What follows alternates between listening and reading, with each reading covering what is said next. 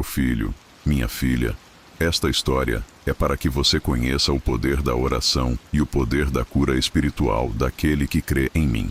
O que vou te contar não é apenas sobre fogo e destruição, mas sobre esperança, milagre e transformação. Tudo começou em uma pequena aldeia africana, onde a fé era mais forte do que a pobreza, e o louvor a Deus ecoava mais alto do que qualquer dificuldade. Ali existia uma igreja simples, de paredes frágeis e bancos de madeira. Para muitos, parecia apenas uma construção modesta, mas para a comunidade, era o lugar onde a presença de Deus se manifestava. Era ali que corações cansados se enchiam de esperança, que lágrimas eram enxugadas e que vozes se uniam em oração. Mas nem todos viam aquela igreja com os mesmos olhos. Um grupo de homens, marcados pela raiva e pela dureza do coração, decidiu que era hora de apagar aquela chama de fé. Na calada da noite, caminharam até o templo com galões de combustível e tochas nas mãos. Seus passos eram pesados e seus rostos cheios de ódio. Quando chegaram diante da porta, não hesitaram. O combustível foi derramado por todos os cantos, e em segundos, o primeiro fósforo aceso transformou a noite silenciosa em um inferno de fogo. As chamas cresceram rápido, subiram pelo teto, engoliram os bancos, lamberam as paredes. O fogo rugia como um monstro devorando tudo o que via pela frente. A luz vermelha refletia nos olhos dos homens, que riam como se tivessem vencido. Para eles, aquela era a prova de que Deus não passava de uma ilusão, que a fé podia ser destruída como qualquer coisa feita de madeira. Mas Deus já preparava uma resposta. Quando o sol nasceu e os moradores, tristes e de luto, se aproximaram das ruínas, o que viram foi de partir o coração. Tudo havia virado cinzas. O cheiro da fumaça ainda estava no ar, e cada olhar era pesado de tristeza. Até que alguém gritou: "Olhem para o altar." Lá estava ela, uma Bíblia, intacta, sem uma única página queimada, nenhuma marca de cinza, nenhum sinal de fogo. Apenas a palavra de Deus, firme, aberta, como se estivesse dizendo: "Os céus e a terra passarão, mas as minhas palavras jamais passarão."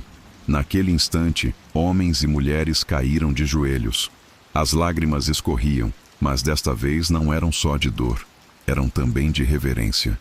O impossível havia acontecido diante de seus olhos, mas o maior milagre ainda estava por vir. Entre aqueles que atearam fogo, havia um homem chamado Samuel. Desde aquela noite, o coração dele não conheceu descanso. A imagem daquela Bíblia intacta o perseguia de dia e de noite. Ele tentava rir com os amigos, tentava esquecer com a bebida, mas dentro de si havia uma inquietação que não lhe dava paz. Dias depois, incapaz de suportar o peso da consciência, Samuel voltou às ruínas da igreja. Ele caminhou devagar, cada passo mais pesado do que o anterior. Quando chegou ao altar, viu a Bíblia novamente, desta vez nas mãos de um dos anciãos da comunidade. Aquelas páginas brancas e puras, em meio a tanta destruição, pareciam olhar direto para ele. Com a voz embargada, Samuel perguntou: "Por que esse livro não queimou?" O ancião olhou nos olhos dele e respondeu com firmeza: "Porque a palavra de Deus é viva e nada pode destruí-la." Naquele momento, algo quebrou dentro de Samuel.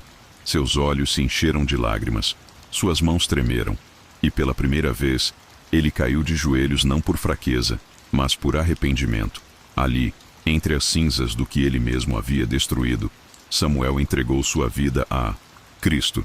A transformação não aconteceu em um único dia, mas foi real. Ele passou a frequentar a mesma igreja que tentou apagar. Começou a ouvir a palavra, e cada versículo parecia falar diretamente com suas feridas. Com o tempo, o ódio deu lugar ao amor. A culpa foi substituída pelo perdão, e o coração endurecido foi moldado pela graça. Não demorou muito para que Samuel fosse além. Ele não apenas ajudou a reconstruir a igreja, mas também começou a viajar por aldeias vizinhas, levando o testemunho do que havia acontecido.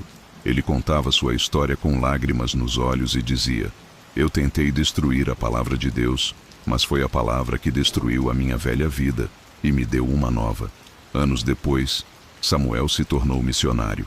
Aquele que um dia incendiou a casa de oração, agora levava a chama do Evangelho aos quatro cantos, pregando com autoridade e convicção, porque ninguém poderia duvidar da transformação que Deus havia feito em sua vida. E assim, a história que começou em fogo e destruição terminou em vida e salvação. A pequena igreja foi reconstruída, mais forte do que antes. E até hoje, quem passa por aquela aldeia ouve os cânticos que ecoam como um lembrete eterno. A palavra de Deus nunca será destruída. Meu filho, minha filha, essa história é também para você. Talvez o fogo da vida já tenha tentado consumir seus sonhos. Talvez a escuridão tenha roubado sua paz. Mas escute, nada pode apagar a palavra que Deus liberou sobre a sua vida. Assim como Samuel foi transformado, você também pode ser. Basta crer.